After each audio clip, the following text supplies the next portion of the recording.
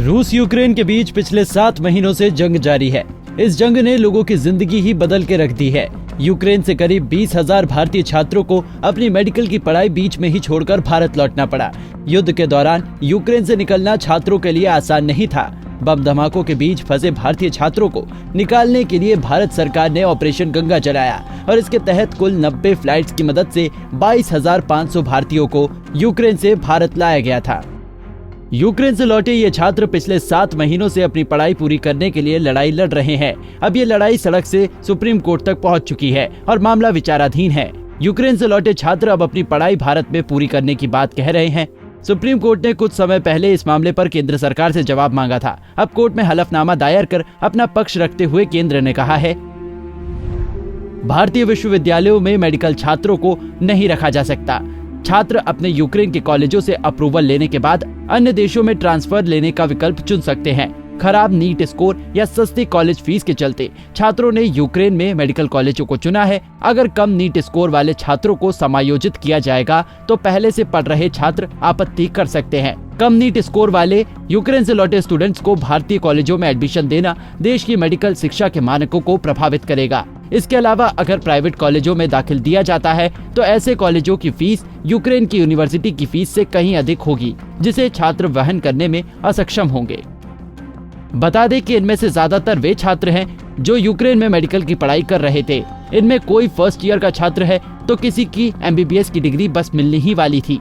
वापस लौटने के 7 महीनों के बाद भी छात्रों के सामने सिर्फ एक ही सवाल है और वो है कि उनकी पढ़ाई का आगे क्या होगा। उस सपने का क्या होगा जो उन्होंने यूक्रेन की मेडिकल यूनिवर्सिटी में दाखिल लेते समय देखा था। भारत लौटने के बाद उनकी पढ़ाई 7 महीनों से पूरी तरह से बंद पड़ी है।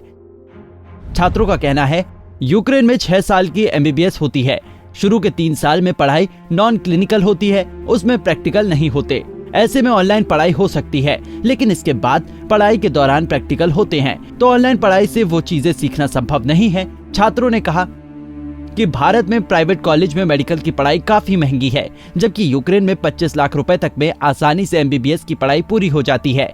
जब सरकार को हमारी पढ़ाई की कोई चिंता ही नहीं है तो फिर उन्होंने हमें यूक्रेन से बाहर ही क्यों निकाला। हम युद्ध पीड़ित है, सरकार को हमारी मदद करनी चाहिए और हमें भारत के मेडिकल कॉलेज में दाखिला दिया जाना चाहिए। मिली जानकारी के मुताबिक यूक्रेन से मेडिकल की पढ़ाई बीच में ही छोड़कर आने वाले छात्रों की तरफ से सुप्रीम कोर्ट में 12 रिट पिटीशन और 3 जनहित याचिकाएं दायर की गई हैं।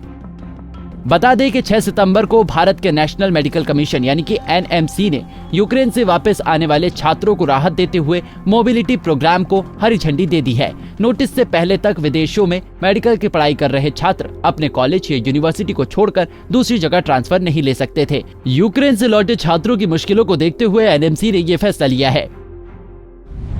मोबिलिटी प्रोग्राम के तहत यूक्रेन में मेडिकल की पढ़ाई कर रहे भारतीय छात्र किसी दूसरे देश की मेडिकल यूनिवर्सिटी में अपनी पढ़ाई पूरी कर सकते हैं। ये व्यवस्था टेम्पररी तौर पर की गई है। इस प्रोग्राम के तहत बच्चों को MBBS की डिग्री यूक्रेन की यूनिवर्सिटी से ही मिलेगी। मोबिलिटी प्रोग्राम का लाभ उठाने के लिए यूक्रेन की मेडिकल यूनिवर्सिटीज को अपने स्तर पर दुनिया भर की यूनिवर्सिटी से करार करने होंगे, जिसके बाद छात्र उन देशों में कुछ समय के लिए अपनी पढ़ाई जारी रख सकते हैं। इस प्रोग्राम का सबसे ज्यादा फायदा आखिरी वर्ष के छात्रों को होगा।